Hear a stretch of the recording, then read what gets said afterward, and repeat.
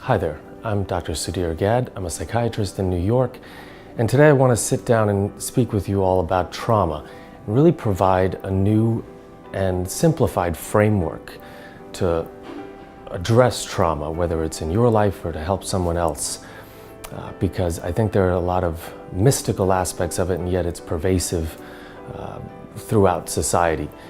In fact, it may be a concept that pushes progress in general in society from a micro and macro perspective. Now, as I mentioned, I'm a board-certified psychiatrist. That's the kind of doctor that prescribes medications, that has gone to medical school, and that treats psychiatric conditions with both therapy and medical interventions. My experience is widespread. It's in the public and private. I've worked in the inpatient units of Bellevue. I've taught at NYU. I've had a private practice here in Manhattan for over 10 years. I've worked now as a medical director for a drug and alcohol rehabilitation center through all communities in New York, actually, from the Bronx to Harlem to Queens, Brooklyn, and of course Manhattan and beyond. Now, I may be a medical doctor now, but I actually started out as an EMT and as an athletic trainer well before medical school. So to connect physical and psychologic has always been interesting to me, to connect sacred and secular in the same way.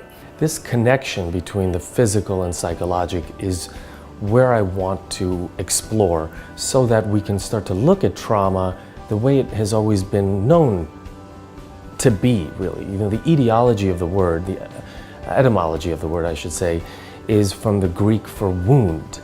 And we're commonly referencing physical trauma, and the ability to heal from it is pretty known. So you have level 1 trauma centers that are adept at healing very severe injuries. And everyone pretty much knows how to address a sprained ankle or a sprained knee. You know, we would do basic things in order to calm it and then move its healing forward. And I think we want to look at psychological trauma in the same way, that it is a wound internally, psychically, that leads to something similar, something like inflammation within certain circuits in the brain. So to summarize the history, really, in a very brief way, of trauma and its study, it's really been more explored after conflicts, and that is common whether we're talking about ancient Greece or the Civil War in America or World War I, II, and then of course Vietnam, where it was really studied a great deal in the VA system. And so the modern notions of PTSD, lately at least in the DSM-5, are known as re-experiencing, avoidance, vigilance, and a change in outlook. So let's start with what each of those really means briefly, and then move on to how we can combine it to physical healing.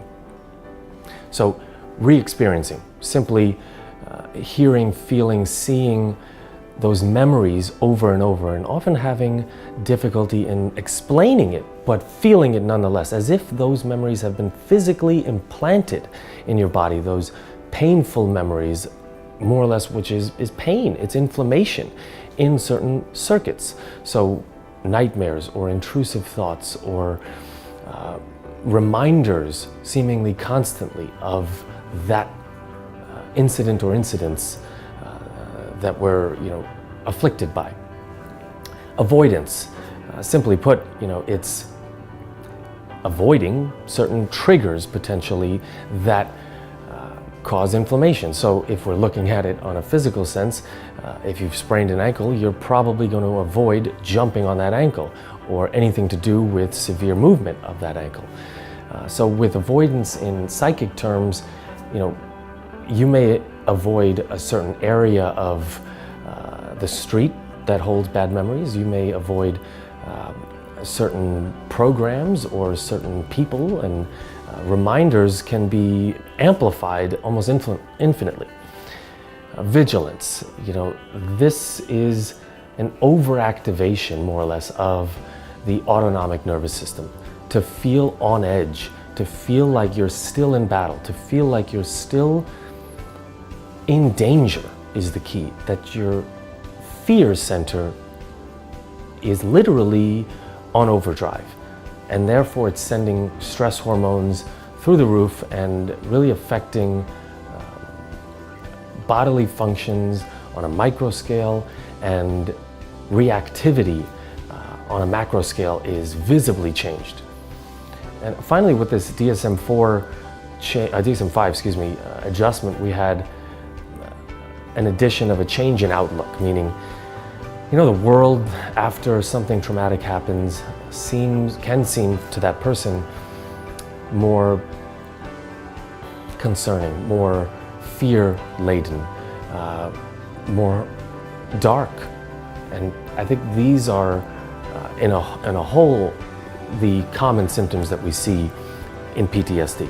Outside of war, we still want safety. We still want to feel like there is no impending attack or betrayal or threat.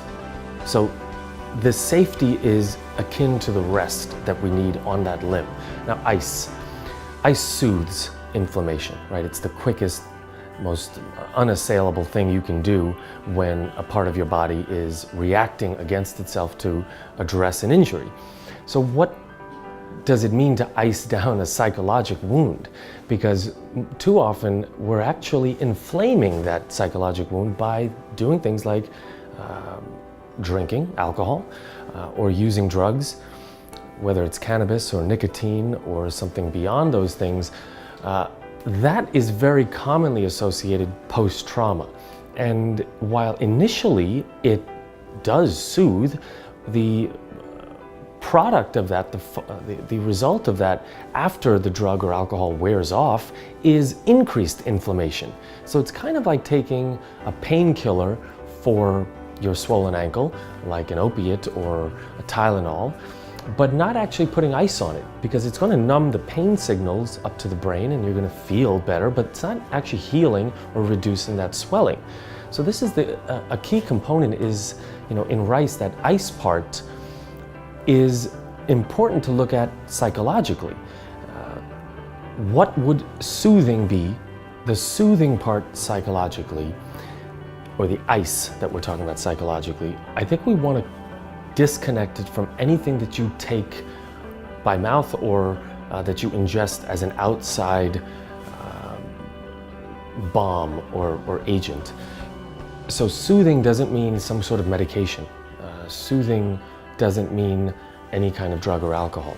Soothing and the ice aspect really means things that we can do using our own body. So for instance, exercise, right? Fast and slow exercise. And by fast, I mean running or resistance training, but slow exercise and things that are connected to mindfulness, meditation, yoga, tai chi, things that demand attention and purposely slow breathing and heart rate have been known to be useful, very useful, in fact, in calming the adrenalization of trauma. In fact, yoga, it was actually derived for soldiers. It was used pre and post battle, not necessarily for physical preparation, but for psychologic decompression and calming and resilience building.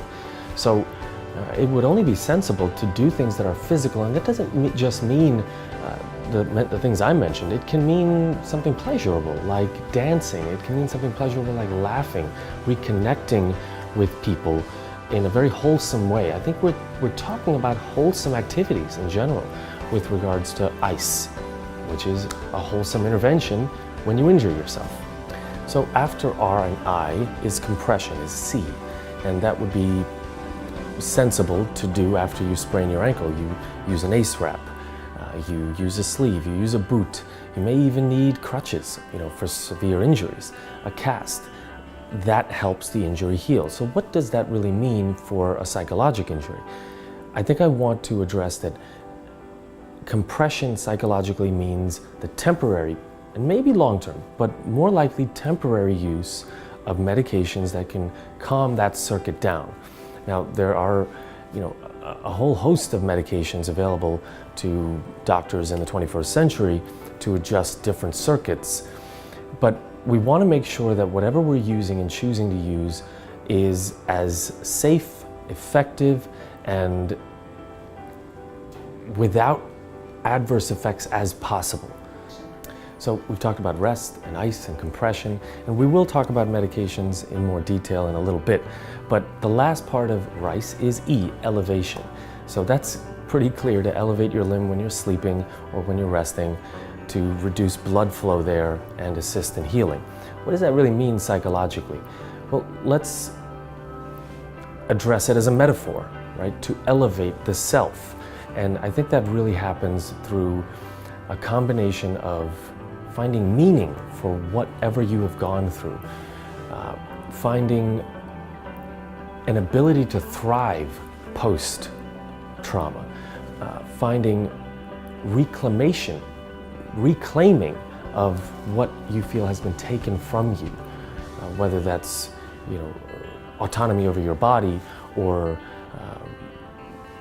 an effect on relationships, and really narration or re-narration is a part of that elevation. There's a famous study about World War II veterans and how they viewed their service really did affect whether or not they had PTSD many years later. And so I think that when trauma happens to people, it can really affect them physically, and it can be hard to put it into words. So just like a physical injury leaves you hobbled, you're not ready to get back into the gym. You have to go through certain steps before you rehabilitate and get stronger as a result. So that person who injured their ankle, yeah, they're going to rest it, they're going to cool it, they're going to compress it. Then when they're ready, they're going to do little exercises and eventually figure out, how can I prevent ankle sprains in the future? How can I strengthen myself so that I'm even stronger than before? And I think you want to take that same kind of attitude towards a psychologic injury. That what is the background of what happened to me? How can I understand it?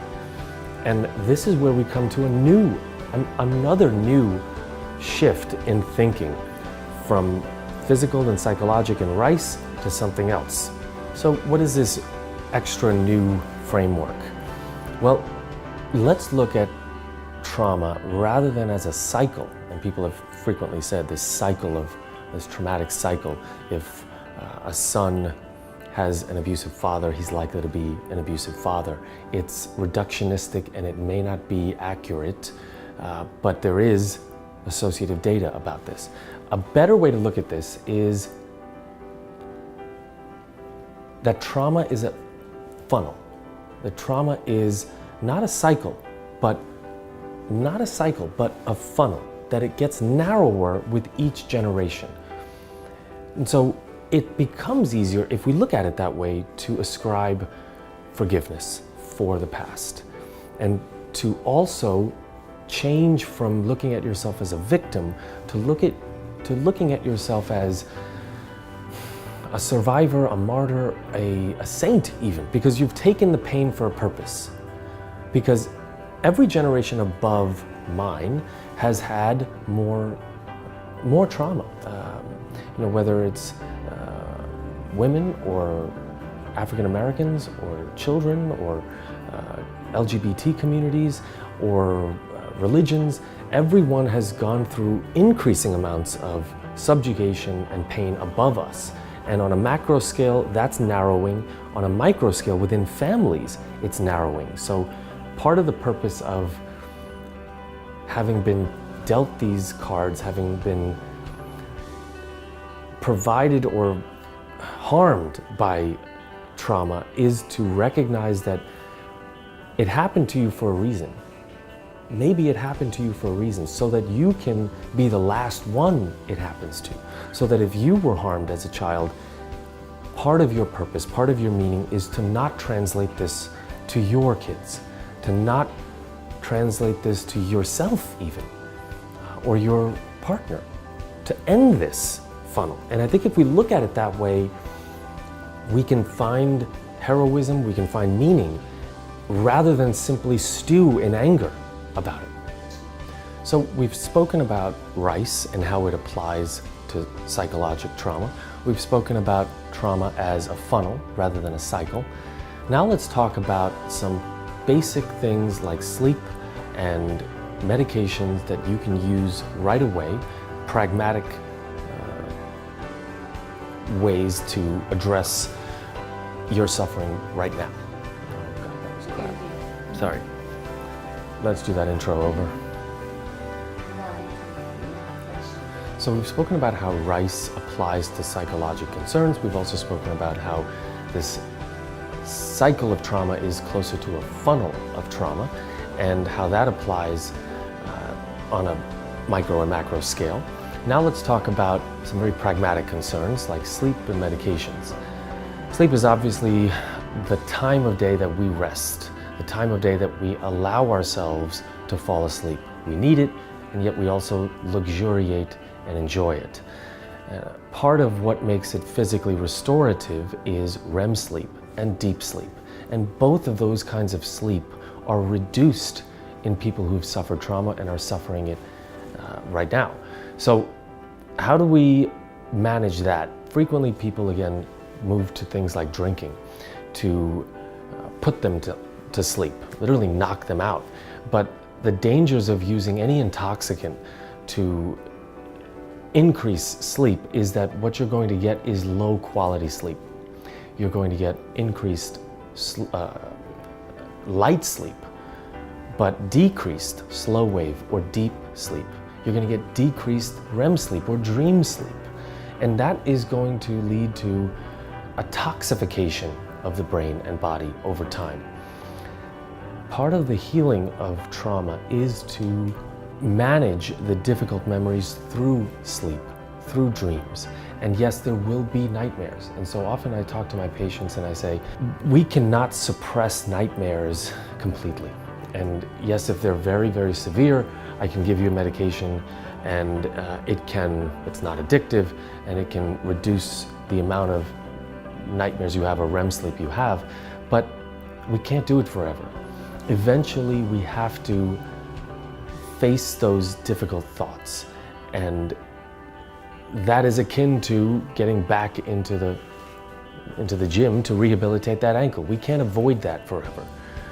We can't stay in that brace forever. So I would say that REM sleep and nightmares, while managed and important initially to manage, are things that will get better if we follow the plan of RICE. They will get better. They will change eventually from all bad dreams to a combination of bad dreams and good dreams and strange dreams. Because that's what dreams are, really. It's a detoxification of the brain. You're literally cooling and excreting byproducts of metabolism when you sleep. Now, following up on sleep, let's talk about the dangers of using intoxicants to manage this pain. Again, I want you to look at it like a physical injury.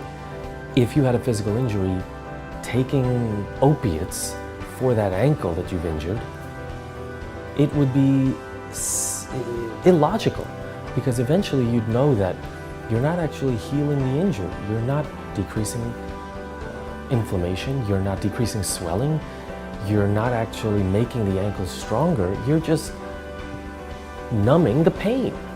And numbing the pain doesn't heal the injury. So similarly, drugs and alcohol, which are so connected to people with trauma, it is almost, I would say, impossible for someone to become addicted to of these varieties of drugs that we're dealing with in a crisis in this country without some history of trauma. And I see that frequently in my practice and at the center that I work at, the strong relationship with trauma and addiction. So I would say that it's a fast fix, but it's not really a fix. It's just numbing. And so keep this in mind, that post-trauma, it may be tempting to revert to smoking cannabis or cigarettes or to drinking alcohol, but that these are the mechanisms that will get in the way long-term of healing.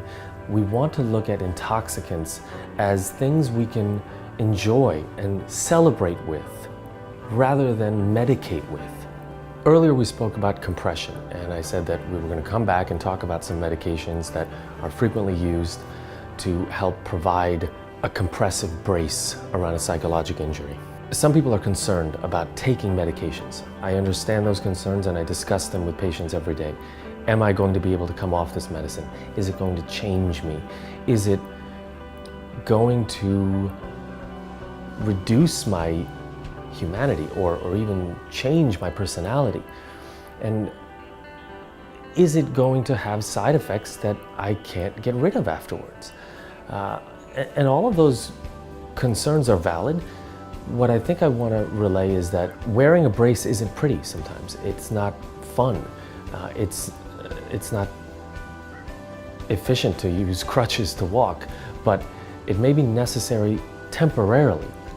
So if you're going to explore treatments with your psychiatrist or your doctor or your provider, then work with them on what is being provided and do not look at it like something permanent. Now, if someone says, I'm concerned about any medicine at all in my record and how it might affect how insurance companies or the military or my employer views me, that may be a valid concern too, but technically it would be discrimination. And I think the more important point is that we push towards recovery and progress rather than be afraid of the ramifications of that. Now, specifically about medications, the most natural and effective antidepressant may not actually be something that you need a prescription for. That sounds a little bit strange, but it's evidence-based. In fact, how fluoride is to dental health, an element like lithium is to mental health. In fact, lithium in even small amounts is available at your local health food store or finer health food stores. And small amounts of it are actually effective, proven effective, to reduce self-harmful behavior and thinking and emotions. It is, in low doses, maybe nature's antidepressant. We understand lithium, and maybe it's known around the world as, a pretty harsh medication, but that's at very high doses, upwards of 600 or higher milligrams per day for someone who has bipolar, for someone who has, recently perhaps tried to commit suicide. But low doses at 150 milligrams or even less can be effective post-trauma, can be preventative against suicidal thinking and behavior. And it might be the thing that you don't actually need to visit a doctor for, that you can visit a health food store for, in combination with the rest of RICE, right? Because a brace itself isn't going to fix that injury. It's going to be a complete picture, complete part of that picture. And yes, SSRIs like fluoxetine or paroxetine or more recently dual reuptake inhibitors are effective, and safe is the key word. And at low doses, so is lithium, at low doses.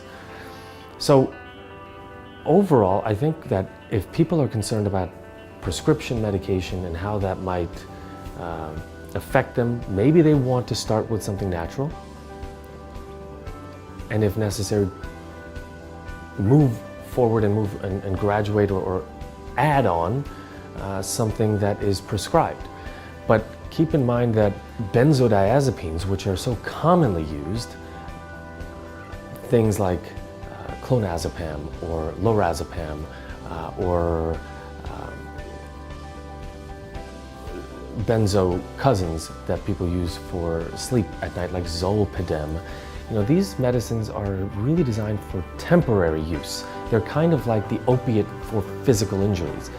They're immediately effective, but long-term, a bad idea. And that's exactly what I would say for anyone who comes in thinking that I've been taking clonazepam for a long time, it seems to help, why can't I continue to do that? I would consistently urge them to avoid that, because you don't want a wheelchair for your ankle injury. You want a brace, you want to be able to eventually get off that brace and deal with some of that pain so that you can gain. You don't want to completely numb yourself from that pain. So there are medicines, there are natural medicines, there are addictive medicines. Understand the differences between those three. We also want to talk about some non-medication interventions that can serve in the area of compression or even icing and elevation that are really a big blanket over those three components of RICE. One of them is yoga, and we spoke about that earlier. So things like mindfulness, meditation, yoga, Tai Chi can really slow down the heart rate, can improve heart rate variability. And what that means is, the range at which your resting heart rate and your more adrenalized heart rate is.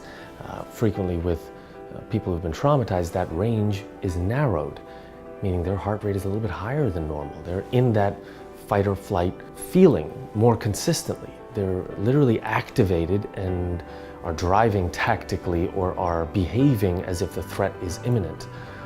We want to widen that again and calm the self, get into and reclaim our body from fear.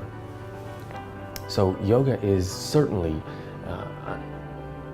it's a no-brainer to begin, and it doesn't cost money. It doesn't require extensive training. You can do small amounts of it for physical and psychologic healing and restoration.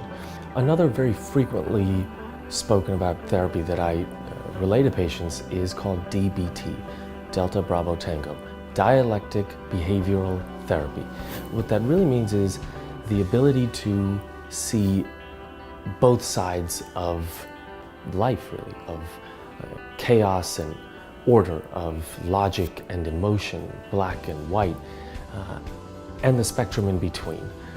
Now, this was originally developed by a trauma survivor in order to help future trauma survivors, and it's available for free, technically, as a PDF online. If you Google DBT PDF workbook, you'll see it. Now, it's akin to bringing it back to rice again, for me to tell you, okay, this blueprint of exercises will help you in your ankles rehabilitation. You can use, standing on one leg or towel curls or any number of exercises that strengthens the ligaments of the foot and lower leg. If I gave you those in a diagram and told you to do them, and you did them, that would be your own rehabilitation. So I want you to look at DBT or CBT, cognitive behavioral therapy, or other kinds of therapy as that emotional gym that can help you rehabilitate. Now, in order to engage in the gym, you've got to be ready, and that would mean some rest, some ice, and some compression. And I think this is where sometimes survivors of trauma get into the gym too early, get into the wound too early. They may not be ready to talk about what happened, to describe it with both blame and forgiveness, to create sentences even of feelings. They may not be ready. So keep in mind that to engage in something like DBT or CBT or even re-narrative types of therapy, you want to feel safe, you want to feel soothed, you want to feel like you have some stability with some medication or intervention. We want to talk about suicide. This is rising in this country and in many countries actually, and it's an inherently illogical act. It is the product of hopelessness. And I think I want to relay that if you're approaching the darkness that makes this feasible, understand that acting on these dark impulses, and sometimes they're just that, they're impulses, acting on it leaves no one better off. It leaves a ripple of pain from everyone connected to you, to everyone connected to you. Excuse me. We are all better off with you present and trying than absent and not. So if if these feelings are present and if they are unrelenting, just like a physical injury, if it isn't treated properly, people give up on trying to heal it. And I wouldn't want someone to give up on themselves because of any kind of psychological injury or anything. Understand that this can be treated. This darkness can be illuminated. That effective treatments exist. And yes, you may benefit and you may require at the time something stronger to help pull you out of that darkness. Something like a cast if you were injured in that severity. But things like lithium, and I'll mention that again because it is known to be anti-suicidal. It is known to reduce the ability to get into that dark place. Talk to your doctor and consider treatment rather than avoidance if you're in this place. So in summary, today I wanted to introduce a couple of new concepts in how we look at trauma.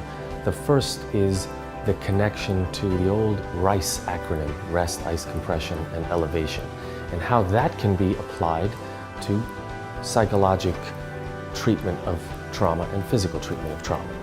And we've also introduced the funnel of pain or the funnel of trauma rather than the cycle of it, so that we can see that each generation of human beings is responsible for improving their management, their sublimation of the pain they have received, so that we leave a better world, so that we absorb the pain that we've been given without displacing it further. This sublimation is the key for our progress, because it means eventually that we are symbiotic with our planet rather than parasitic upon it. You may notice that I'm sitting in front of an American flag with exceptionalism on it, American exceptionalism. I do think that America is the exceptional country pretty much because of its diversity. E pluribus unum, out of many, one. That's what makes us already great. That's what makes us greater every day. I'm also a naval reservist. I'm an officer, and I joined in order to help people that help us, help people that sacrifice for us. And I think this is a great place to end, because helping others following your own trauma may actually be the final frontier of healing. After you've healed yourself, it can be nothing less than rewarding to reach out and help prevent and help others, because that's really what strength is, the ability to protect the vulnerable. I'm Dr. Gad. Thank you for listening.